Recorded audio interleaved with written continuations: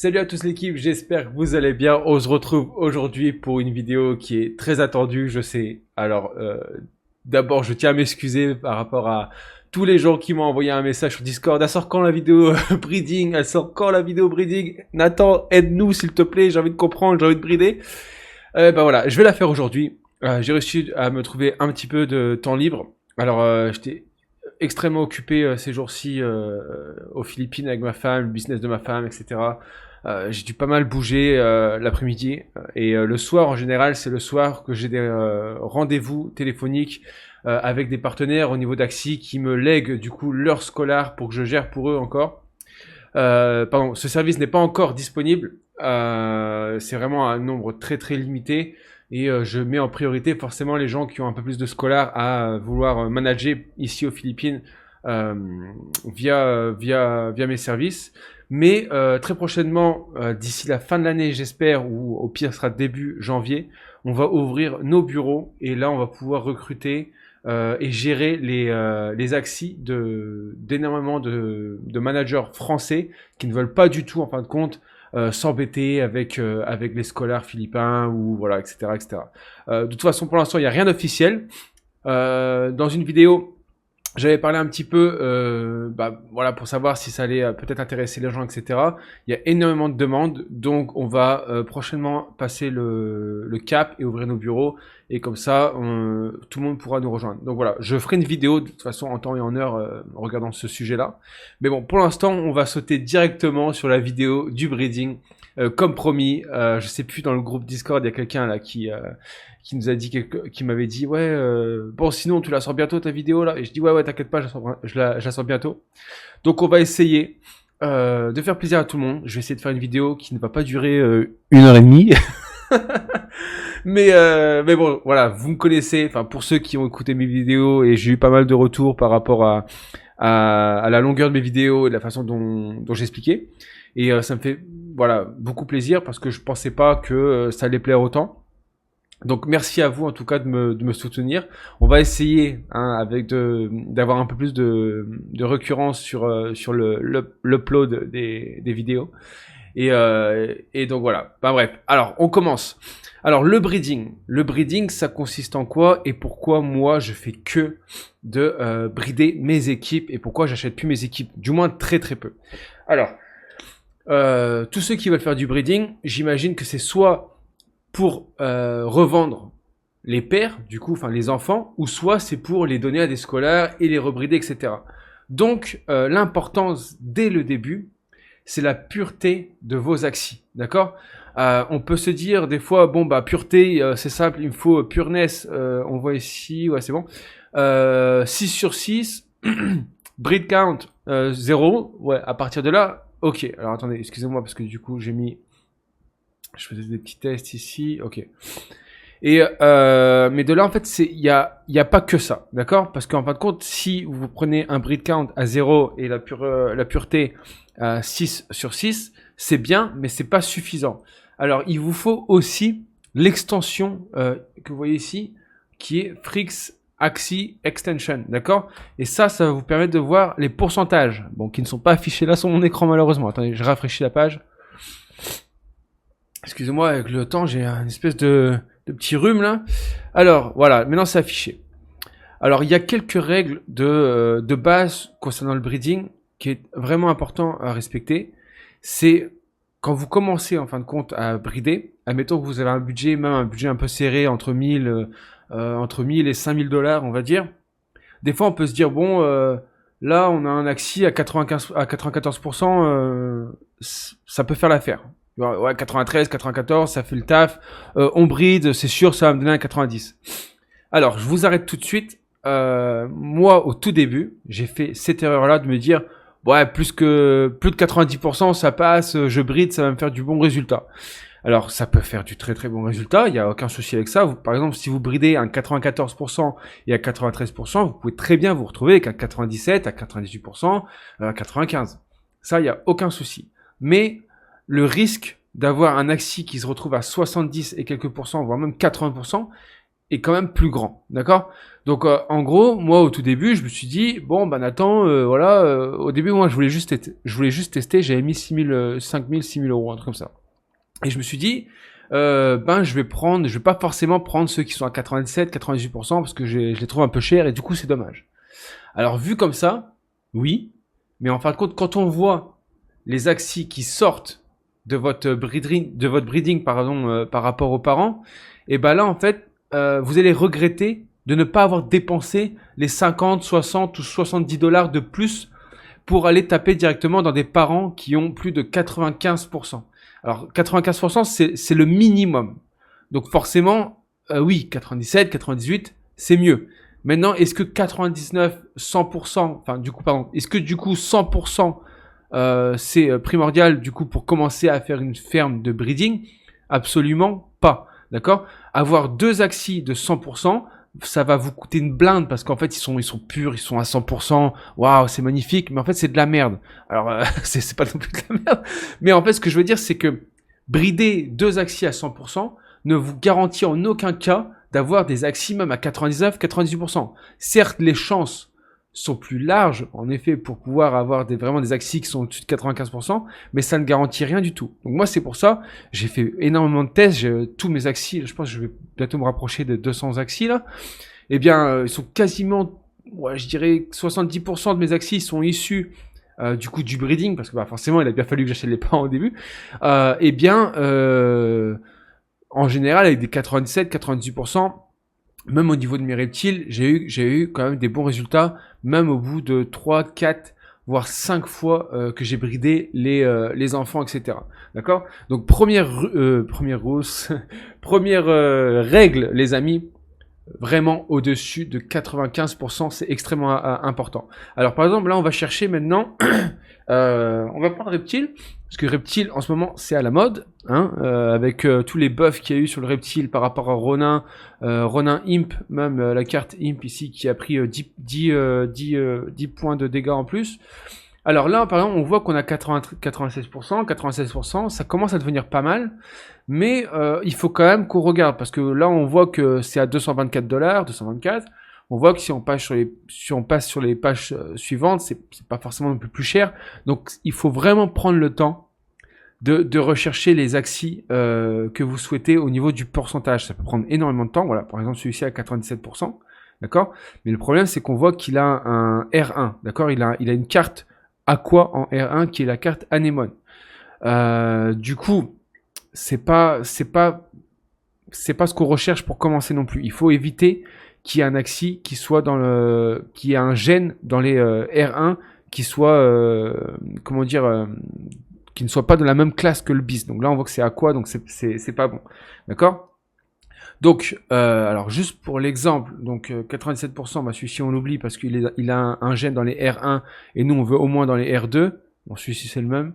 Voilà, par exemple celui-ci il a 3 dans les R2, d'accord? Donc là en fait ce qu'il faut savoir aussi, alors je sais pas si vous le savez, je pense que beaucoup de gens le savent déjà, mais en fait les R2 et les R1 ont 10% de chance de passer en fin de compte dans la classe suivante. Donc les R2 ont 10% de chance de passer dans les R1 et les R1 ont 10% de chance de passer dans les directives, dans les gènes directs, d'accord?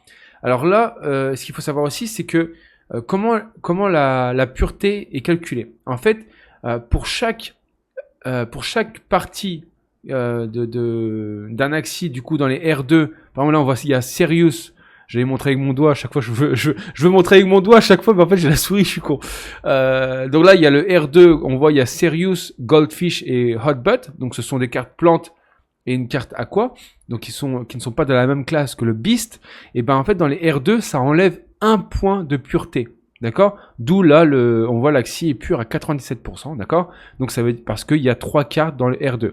Ensuite une carte dans les R1, donc par exemple comme celui-ci, ça enlève 3 points dans les R1. Donc c'est plus important en fin de compte le décompte de pourcentage de pureté est plus important quand on a une carte inconnue, enfin une carte qui n'est pas de la même classe, pardon, dans les R1. Et dans les directives, Alors j'ai oublié, mais il me semble que c'est 12 ou 13%. Alors si quelqu'un le sait, pourra le mettre dans les commentaires. Mais je suis plus trop sûr, je crois que c'est 12,5, même une connerie comme ça. Bref, du coup, on va continuer à regarder. D'accord? Bon, je vais pas non plus regarder pendant... Parce que là, ça fait déjà 10 minutes qu'on tourne. Tac, tac, tac. On va voir un petit peu, voilà, 97%. Ok, alors celui-ci, il est intéressant. Et je vais vous expliquer pourquoi. On va le mettre de côté. Ok? Celui-ci... Alors, est-ce que c'est le même? Non, ok, celui-ci, c'est pas le même. Voilà. Voilà, par exemple, un exemple qui est top. Après, bon, les cartes sont discutables. C'est-à-dire qu'en gros, là, on voit que sur cet axis-là, on a... ouais, Furball, bon, qui est pas mal quand même, qui est pas mal du tout, mais Ronin, c'est mieux en général. Mais Furball qui est quand même pas mal. On a double note cracker, ce qui est top. Et là, on a le Imp. Donc le Imp, qui est quand même mieux d'avoir si ici on a le Ronin, d'accord? Ronin, c'est la carte, vous savez, qui fait des coups critiques garantis si vous combinez au moins 3 cartes, d'accord? Et donc là, on a un axis qui est quasiment pareil. Alors, je me demande presque s'ils sont pas frères et sœurs. Alors, maintenant, je vais vous montrer pourquoi et je vais vous expliquer. Donc là, on va mettre les axis dans notre axis zone, d'accord? Donc ça, c'est un site internet que je mettrai aussi dans la description pour vous aider à brider. Et en gros, là, on va pouvoir voir que on va pouvoir voir en fin de compte dans le toggle odds. Ici, en fait, c'est les probabilités que vous allez avoir pour vos axis, d'accord? Donc là, en fin de compte, ce qui est intéressant, et je vais vous expliquer d'abord pourquoi ici, ok? Quand vous voulez faire un bon breeding et que vous voulez que l'axis qu'il en ressorte soit quasi identique à celui que vous bridez, et bien forcément, en fin de compte, il va falloir brider non seulement, là on peut voir, ok, là c'est la bouche, on voit que c'est notre cracker, la queue c'est notre cracker, là on peut voir que la bouche c'est notre cracker, là c'est notre cracker, là c'est imp, et sur la partie du dos aussi, d'accord, on voit que c'est furball sur les deux. Ok, donc déjà à partir de là c'est top. Mais ensuite il faut aller voir, en fin de compte, quand on passe la souris ici, on voit dans les gènes, on voit que vous voyez dans les directives par exemple, on voit il y a Nutcracker, dans les R1 Nutcracker et R2 Confident. Donc il y a que Confident du coup qui pourrait passer en R1, mais bon, on a deux Nutcracker qui sont en directive et R1, donc c'est top. Ensuite dans les directives on a Imp. Donc ça aussi c'est pareil, vous êtes sûr de récupérer du Imp en fin de compte si vous bridez cette carte là, parce qu'en fin de compte les gènes qui peuvent passer sont les mêmes gènes en fait, d'accord? Ensuite on a Furball, Ronin et là Shitek. Donc ça c'est un peu moins bien, mais par contre aussi on voit quand en tout dernier, tout en bas, on voit qu'il y a Nutcracker, et donc ça en fait ça veut dire aussi que forcément le Nutcracker risque de passer si forcément vous le bridez avec un axis qui est similaire. Donc maintenant on va regarder celui-ci, et là on voit quoi? Donc en partant du haut toujours, on oublie les deux premiers, parce que les deux premiers c'est pour les yeux et les oreilles, d'accord? Alors on voit qu'on a Nutcracker. Donc là c'est sûr, le Nutcracker il passe, d'accord? Ensuite on voit qu'on a Imp, pareil que le premier, d'accord? Pareil que celui-ci. Donc là on est sûr que le Imp il va passer à 100%, d'accord? Alors excusez-moi si vous voyez un peu sombre les amis, j'ai ajusté ma caméra juste avant parce qu'il y avait énormément de soleil, et là il y a un gros nuage qui arrive, et alors attendez, je vais voir si je peux pas, excusez-moi, arranger un petit peu ma caméra vite fait pour ne pas que je sois trop... voilà, bref. Et donc je disais, excusez-moi, donc on va voir du coup que là on a des gènes qui sont extrêmement similaires, d'accord? Donc c'est ça qu'on recherche. Alors là aujourd'hui on prend l'exemple du Beast, mais c'est pareil sur tous les autres classes. Et je vais parler d'une classe parce que de la classe Aqua et des doubles anémones, parce que tout le monde me dit ouais ça vaut assez cher et du coup j'aimerais bien les brider, et je vais en parler après, d'accord? Donc restez bien parce que c'est extrêmement important, d'accord? Alors là du coup on voit quoi? Donc là on voit probabilité de couleur on s'en fout, probabilité du coup du pattern en fin de compte de sa fourrure à l'axis on s'en tape complètement aussi, d'accord? Ensuite on voit que là pour la partie de la queue on a faut arrondir, parce que en fait c'est voilà, mais bon, faut arrondir, on a 97% de chance d'avoir Nutcracker, donc c'est quasiment du 100% de chance. Ensuite on a Furball et Ronin, donc qui sont deux bonnes cartes, quand même, tu vois, de Beast. Donc entre 80% quasiment ici, et ici quasiment 20%. Donc on est quasiment du 100% aussi sur du, comment dire, sur du Beast. Ensuite, Imp, bah oui, forcément on a 100%, puisque tous les deux axes là, attendez, tous les deux axes, on voit, vous voyez qu'il y a Imp, Imp, Imp, et sur celui-ci, Imp, Imp, Imp, d'accord? Donc qui est cette carte-là. Mais bon, malheureusement, pardon, on n'a pas le Ronin en fin de compte pour activer la carte. Bon, bref, après on peut toujours faire des coups critiques avec les autres cartes, mais c'est moins garanti que d'avoir le Ronin, quoi. Donc c'est un peu dommage. Mais de toute façon, là c'est vraiment que pour l'exemple en fin de compte, pour que je vous explique comment les gènes marchent, d'accord? Ensuite, on voit que pour les oreilles et les yeux, alors on s'en fout pas. Alors on sait pas qu'on s'en fout, parce qu'en fin de compte, si on a une carte par exemple plante qui passe dans les yeux, et ben en fin de compte ça va nous ralentir notre beast au niveau de la rapidité, donc il faut quand même faire attention, d'accord?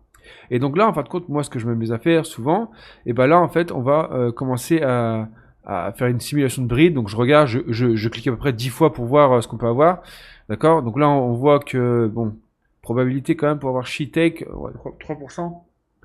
Bon après là c'est dit que les nouvelles découvertes montrent que chaque gène récessive ont une chance de 10% de muter en fin de compte dans la classe suivante, d'accord, dans les récessifs suivantes. Donc les R1 peuvent passer en R2. Bon, là on voit qu'on a 94%, donc c'est pas du tout un mauvais axi.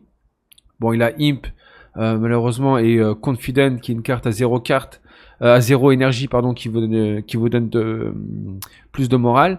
Ensuite, là, on voit quoi? On voit qu'on a Furball, Nutcracker, Imp, Nutcracker. Donc là, vous voyez, on a un axi qui est à 99%, parce que là, c'est pareil, faut arrondir. Donc c'est top. Ensuite, là, on voit qu'on a un axi qui est pareil, quasiment le même. Vous voyez, 99%, avec Ronin en plus.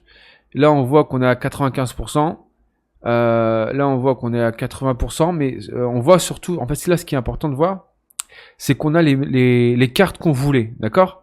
Et donc pour votre scolaire ou même pour vous, vous savez qu'au moins c'est toujours un axi que vous pouvez jouer. Là on a du 100%, 99, 90. Après voilà, tout ça c'est qu'une simulation, hein, d'accord? Donc là on voit 99 encore, 97, voilà 95, voilà. Mais vous voyez que quand même on n'est pas à l'abri, même d'avoir des gènes qui sont pas du tout affichés comme Turnip. Vous voyez, et qui peuvent très bien arriver dans votre axis. C'est que c'est comme ça. Après, on peut pas non plus, on peut pas contrôler à 100%, parce que c'est bien pour ça qu'il ne faut pas brider deux axis qui sont à 100%. D'accord? Alors, excusez-moi. Ah bah, j'ai le nez complètement pris. C'est horrible. Mais bon, je me suis dit, il faut que je fasse cette vidéo, parce que sinon les gens ils vont pas me lâcher. Et puis du coup, je me sentais un peu coupable parce que j'avais dit que j'allais faire une vidéo par jour. Mais bon, vous la connaissez celle-ci. Bref. Alors maintenant, je vais vous parler du cas. Aqua double anémone, d'accord, qui est un aqua assez puissant en effet, mais le problème c'est que quand on part sur un pattern comme ça, eh bien il y a énormément de risques, parce que donc au début, forcément vous allez chercher un aqua double anémone avec forcément au moins 97, 98 de pureté, pardon. Et donc, bon, là, on voit qu'on a 99. Bon, c'est pas... Ouais, 324, c'est pas très cher. Je vais peut-être l'acheter d'ailleurs tout à l'heure, hein, s'il est encore disponible. À mon avis, il est même pas disponible. Ouais, il est disponible. Donc, ok, on va prendre celui-ci. Alors, attendez. Excusez-moi, je vais juste le mettre de côté.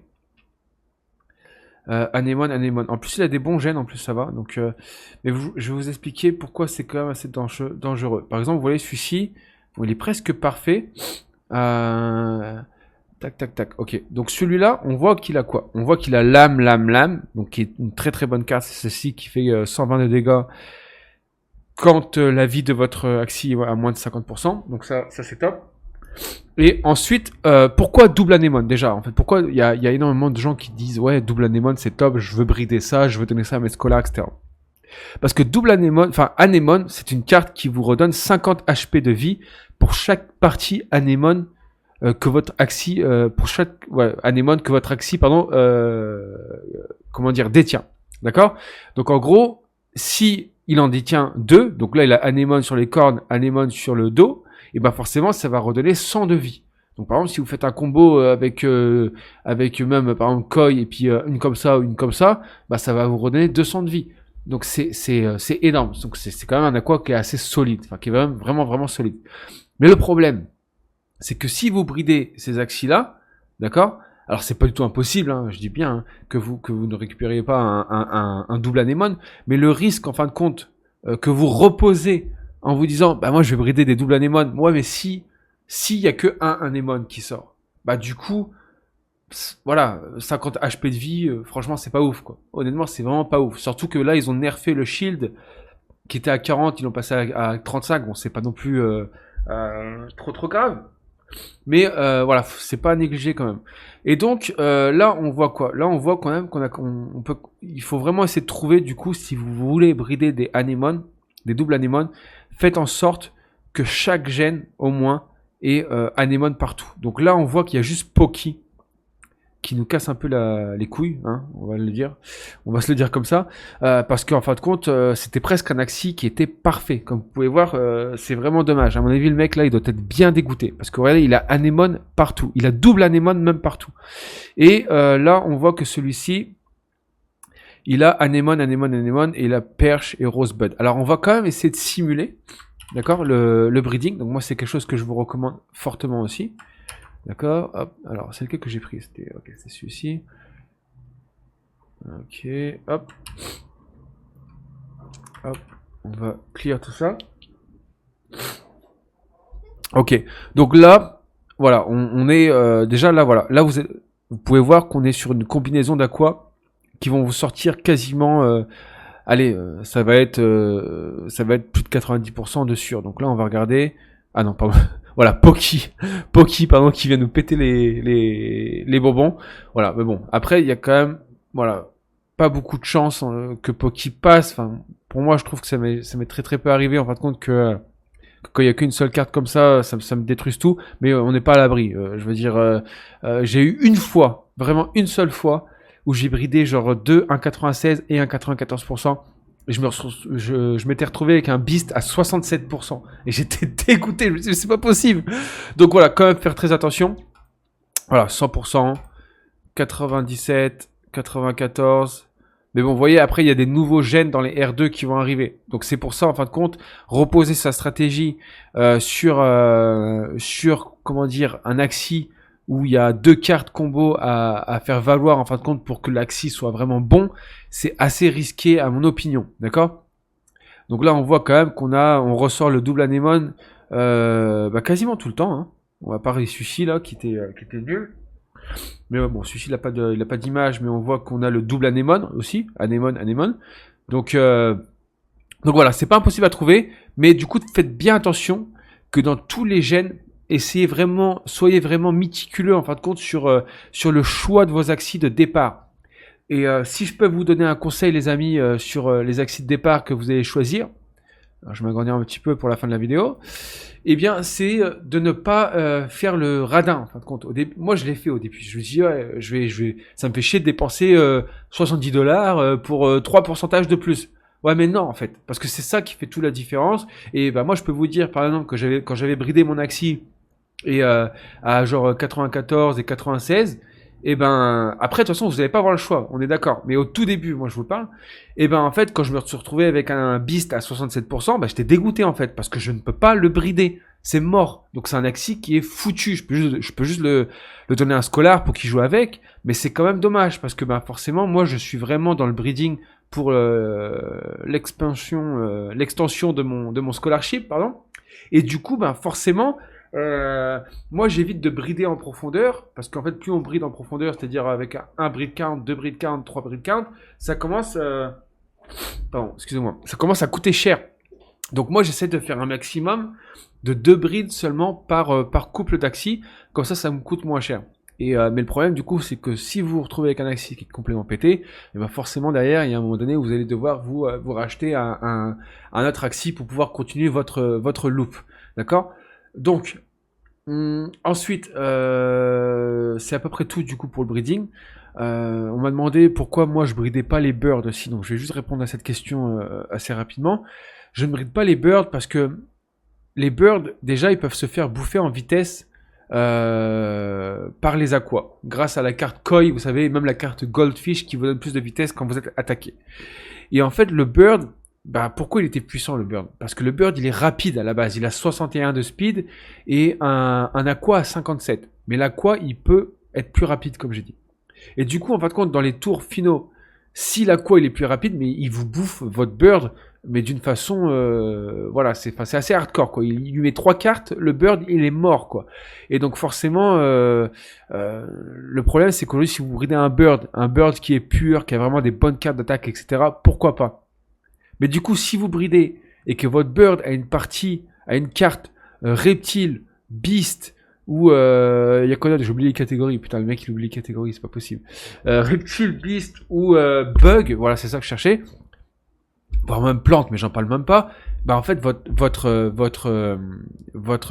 Bird, il est mort. Il est mort. Il a plus de vitesse, il sert à rien. Enfin, il est toujours fort parce qu'il a quand même des cartes qui sont fortes.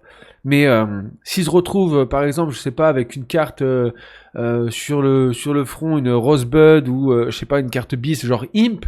Mais moi, ça m'est arrivé aussi avec un Bird. J'avais un Bird, je me souviens plus trop, mais il était mix. Il avait une carte, je sais pas plus ce que c'était. Bon, je vais pas vous prendre plus de temps par rapport à ça. Mais grosso modo, c'était une carte qui me niquait mon Bird, quoi.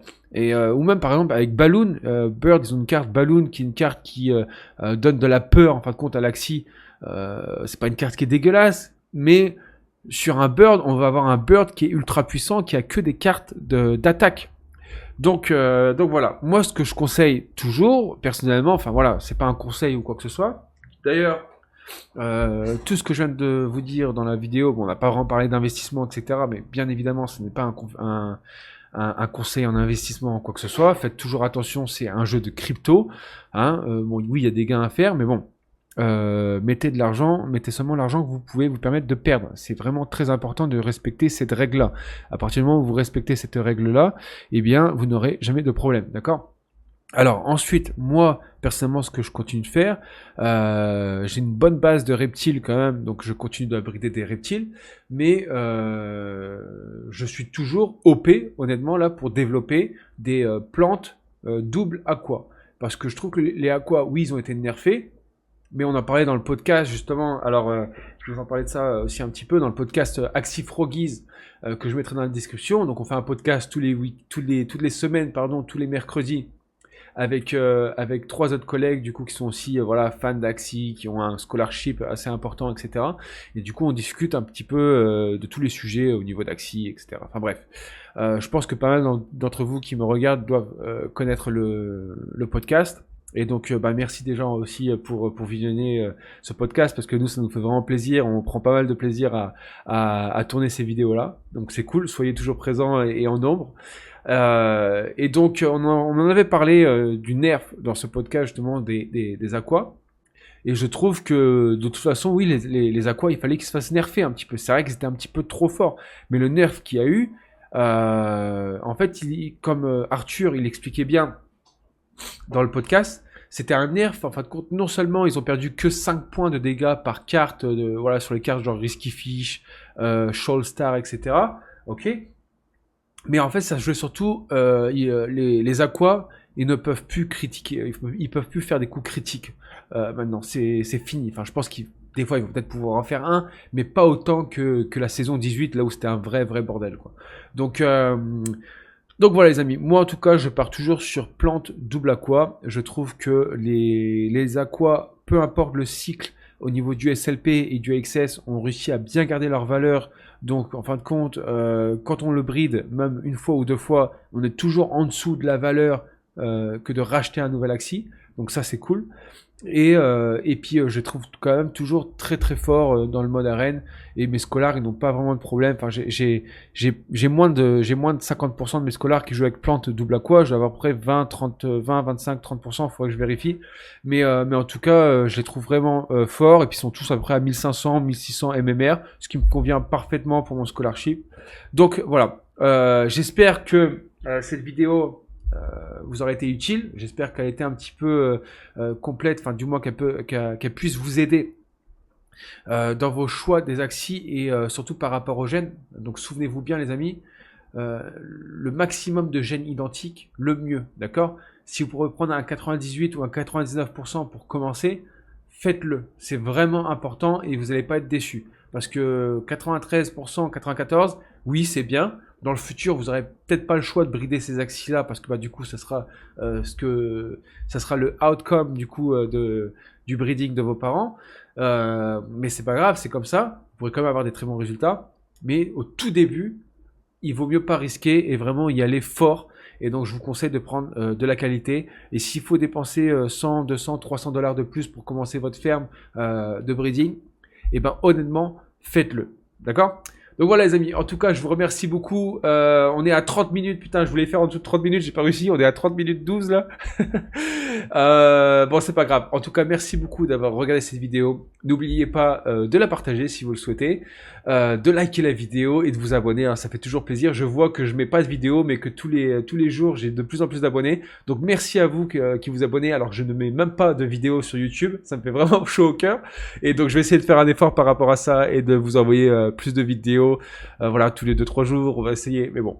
Donc voilà, merci encore à vous l'équipe et on se retrouve mercredi pour le podcast avec Axie Froggies. Ça marche? Allez, ciao ciao!